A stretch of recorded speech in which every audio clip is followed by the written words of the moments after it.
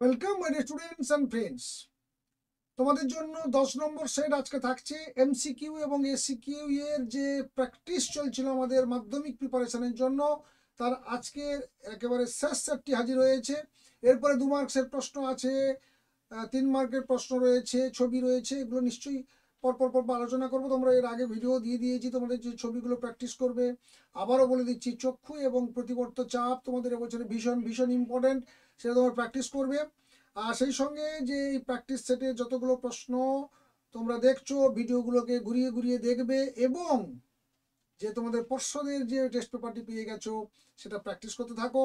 সেখানেও তোমাদেরকে আমি আস্তে আস্তে করে জানিয়ে দেব বা হেল্প করে দেব যে প্রশ্নগুলো তোমাদের সমস্যা হবে। চলো শুরু করি আজকের প্রথম প্রশ্ন। প্রথম প্রশ্ন বলছে কি, যে হরমোনের একটি অন্তঃক্ষরা গ্রন্থি থেকে নিঃসৃত হয়ে অন্য কোনো অন্তঃক্ষরা গ্রন্থির ক্ষরণকে নিয়ন্ত্রণ করে, সেইটাকে বলা হচ্ছে ট্রপিক হরমোন, প্রথমটা। 2 নম্বর বলছে কি, নিচের কোনটি হরমোনের ফিডব্যাক ক্রিয়ার উদাহরণ, সেটা স্থির করো। এবং এখানে প্রথমেই রয়েছে দেখো GnRH, progesterone, GTH, TRH, TSH, thyroxine, adrenaline থেকে সিআরএইচ, এসিটিএইচ, এসটিএইচ থেকে এসআরএইচ, থাইরক্সিন। এখানে খড়টাকে যদি নজর দাও তাহলে দেখতে পাবে টিআরএইচ বা thyroid regulating hormone, thyroid regulating hormone, যেটার কাজ হচ্ছে থাইরয়েড স্টিমিউলেটিং হরমোন নিঃসরণে সাহায্য করা। কোথা থেকে? পিটুইটারি থেকে। করার পর পিটুইটারি থেকে টিএসএইচ ক্ষরণ হওয়ার পরে থাইরয়েড গ্রন্থির উপরে গিয়ে ক্রিয়া করবে, সেখান থেকে থাইরক্সিন হরমোন নিঃসৃত হবে। তার মানে এইটা হচ্ছে সঠিক সিকোয়েন্স।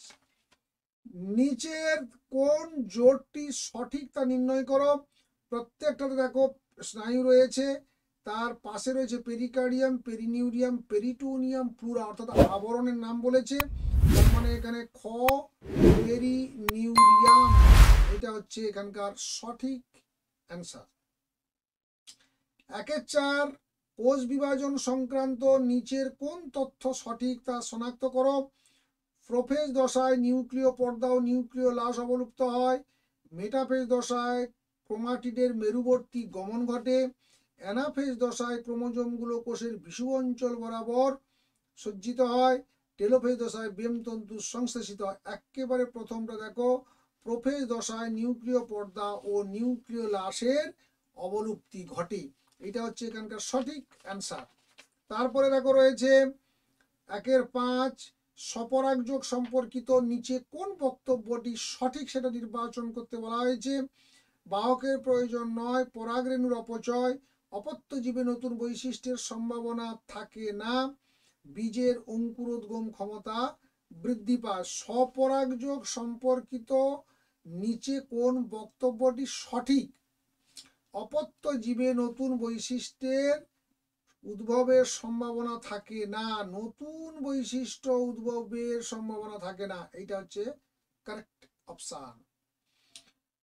দেন বলছে 1-6 বলছে কি, একটি কোষ থেকে কতবার মাইটোসিস কোষ বিভাজন হলে 256টি অপত্য কোষ সৃষ্টি হবে। তোমরা জানো মাইটোসিসে 2 করে হয়, প্রত্যেকবার ডবল হয়, অর্থাৎ 2, দ্বিতীয়বার হবে 2 গুণিতক 2, তারপরে এবারে হবে 2 গুণিতক 2 গুণিতক 2, অর্থাৎ 2 এর পাওয়ার পরপর বাড়তে থাকছে।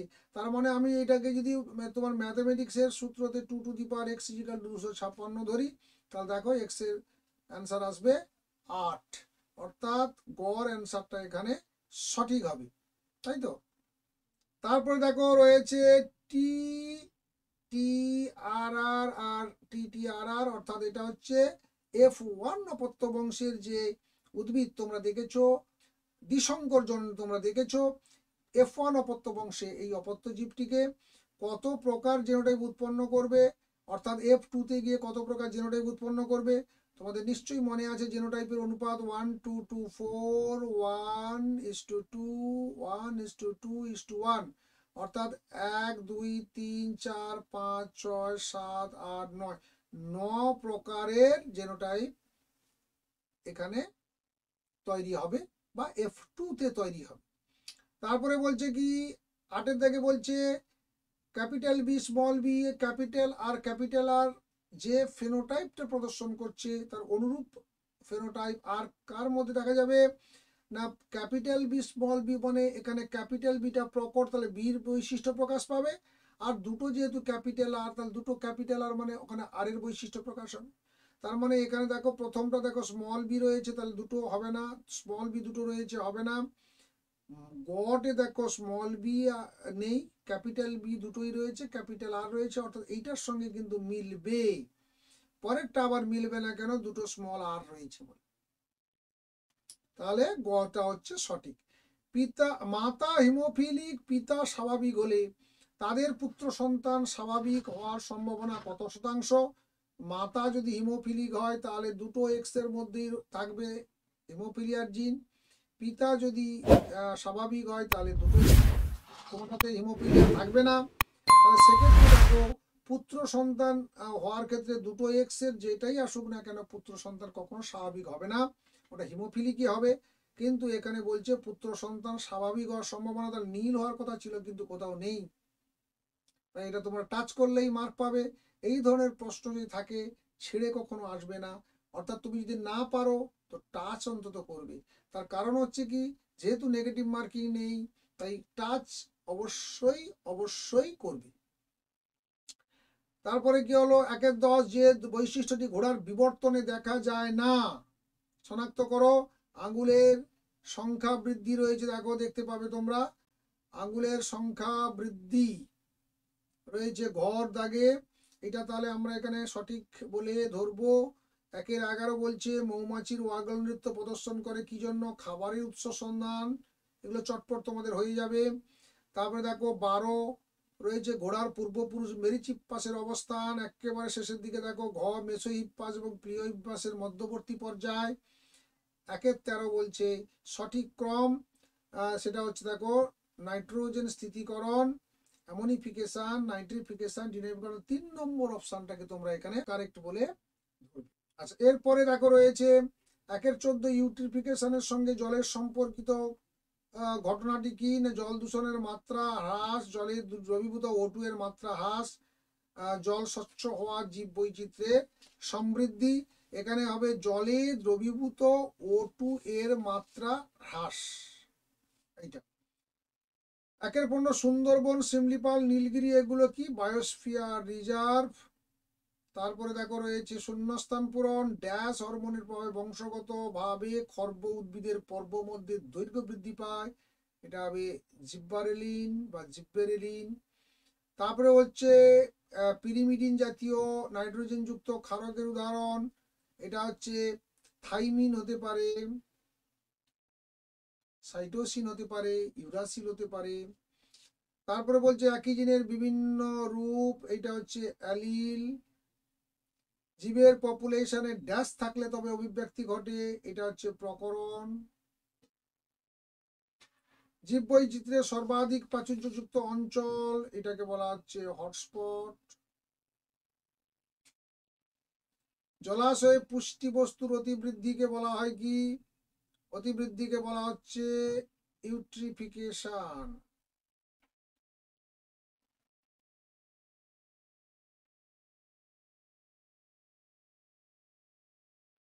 স্নায়ুকোষের নিউরোলেমা স্থানে স্থানে বিচ্ছিন্ন হয়ে র্যানভিয়ারের পর্ব গঠন করে। স্নায়ুকোষের নিউরোলেমা স্থানে স্থানে বিচ্ছিন্ন হয়ে নিউরোলেমা যখন র্যানভিয়ারের পর্ব গঠন করে, নিউরোলেমা কখনো বিচ্ছিন্ন হয় না, এটা ফলস। দেন প্রাণী কোষের বিভাজনের সময় অ্যাস্ট্রাল রশ্মি থেকে বেমতন্তু গঠিত হয়, ঠিক আছে, সত্য। ক্যাপিটাল টি স্মল টি একটি হোমোজাইগোটের উদাহরণ, এটা মিথ্যা। কালকাসুন্দার বন্ধা পুংকেশন নিষ্ক্রিয় অঙ্গ, এটা হচ্ছে সত্য। থায়োবেসিলাস সিউডোমোনাস ডিনাইট্রিপিং ব্যাকটেরিয়া, এটা হচ্ছে সত্য। ফ্লেক্সর পেশি পরপর অবস্থিত দুইটি অস্থির কৌণিক দূরত্বকে বৃদ্ধি করে, এটা হচ্ছে মিথ্যা। তোমরা সত্য মিথ্যা লিখবে, ট্রু ফলস লিখবে না। এরপরে বলছে দেখো স্তম্ভ মেলাতে হবে আমাদেরকে লেন্স, লেন্সের সঙ্গে লেন্সটা হচ্ছে কি প্রতিসারক মাধ্যম। ডিএনএ সংশ্লেষ, ডিএনএ সংশ্লেষ কোথায় হয়? তারপরে দেখো ইন্টারফেজের এস দশা, capital B small B capital R small R উভয় লোকাসের সাপেক্ষে হেটারো জাইগোট, অর্থাৎ এটা ক হবে এইখানে। অর্থাৎ তোমাকে এই দিকের যে দাগ নাম্বারগুলো সেইগুলোর পয়েন্টগুলো ওখানে লিখতে হবে। আমি যদিও তোমাদের তীর চিহ্ন দেখিয়ে দিচ্ছি, এর আগেরগুলো বারবার আমি দেখিয়ে দিয়েছি, সেগুলোকে একটু ফলো করলেই বুঝতে পারবে কিভাবে লিখতে হবে। এগুলো কিন্তু সংখ্যাগুলো লিখতে হবে, যেমন ধরো সংশ্লেষের পাশে ও লিখতে হবে, প্রতিসারক মাধ্যম মানে এটা চ লিখতে হবে, এইরকম ব্যাপারটা। মানুষের হাত ঘোড়ার অগ্রপথ সমসংস্থ অঙ্গ। তারপরে বলছে ক্রায়ো সংরক্ষণ, এটা হচ্ছে এক্সি2 সংরক্ষণ। নির্ণীত নিউক্লিয়াস এটা হচ্ছে 3N। তাহলে এইভাবে তোমরা মিলিয়ে দেবে, পাশে তোমরা শুধু দাগের নাম্বারগুলো এখানে বসিয়ে দেবে।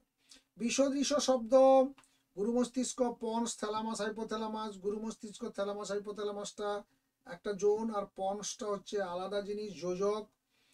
বল সকেট অস্থি সন্ধির উদাহরণ, এটা কোথায় থাকে? বল সকেট এক আমাদের হাঁটু কোমরের কাছে থাকে, আর একটা থাকে কোথায়? এইখানে হাতের কাছে থাকে। তাই তোমরা লিখতে পারো পেলভিক গার্ডেল এবং ফিমার, এটা লিখতে পারো, অথবা যদি বলে পেক্টোরাল গার্ডেল এবং হিউমেরাস, যে কোনো দুটোর যে কোনো একটা লিখতে পারো তোমরা। তারপর দেখো নিচের সম্পর্কযুক্ত একটি শব্দ জোর দেওয়া আছে, প্রথম জোরটি সম্পর্ক বুঝে দ্বিতীয় জোরটি শূন্যস্থান করো। কোরকোদ্গম হাইড্রা, তাহলে পুনরুৎপাদন লিখবো, পুনরুৎপাদন।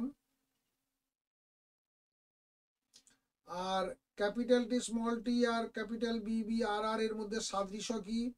এই সাদৃশ্যটা কিন্তু লিখবে তোমরা যে দুটোই হচ্ছে, একটা হচ্ছে এক সংকর জনন, একটা দ্বিসংকর জননের ক্ষেত্রে এটা সংকর উদ্ভিদ, এবং দুটো ক্ষেত্রে দেখো প্রকট যে বৈশিষ্ট্য সেটা প্রকাশিত হচ্ছে, আর প্রচ্ছন্ন বৈশিষ্ট্য প্রকাশিত হচ্ছে না। তাই এটা হচ্ছে সংকর উদ্ভিদ, এবং সেটা F1 অপত্য বংশ। সেটা এক সংকরের ক্ষেত্রেও F1 হবে, আর অবশ্যই আর দ্বিসংকরের ক্ষেত্রেও F1 অপত্য বংশ, অপত্য উদ্ভিদ, আর দুটোই হবে, দুটো ক্ষেত্রেই হবে সংকর জীব। থ্যালাসেমিয়া কি ধরনের রোগ? অবশ্যই বলবো অটোজোম বাহিত রোগ।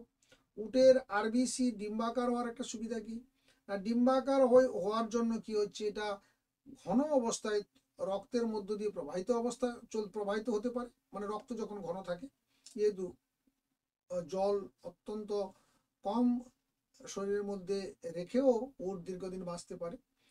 আর 2 নম্বর হচ্ছে সরু সূক্ষ্ম যে রক্তবাহ গুলো রয়েছে বা রক্তনালীগুলো রয়েছে তার ভেতর দিয়ে এটা যেতে পারে। 25 বলছে নিচের 4টি বিষয়ের মধ্যে 3টি একটি বিষয়ের অন্তর্গত, সেটা হচ্ছে বায়ু দূষণ, বুঝতে পেরেছো? বাকি দুটো হচ্ছে, বাকি 3খানা হচ্ছে এর আন্ডারে বা এর অন্তর্গত। 2026 জলাভূমি ধ্বংসের সম্ভাব্য একটা ফলাফল বলতে পারো, জলাভূমি ধ্বংস হয়ে যায়, পানীয় জল, ভৌম জল যেটাকে বলা হয়, সেটা সঞ্চিত হবে না।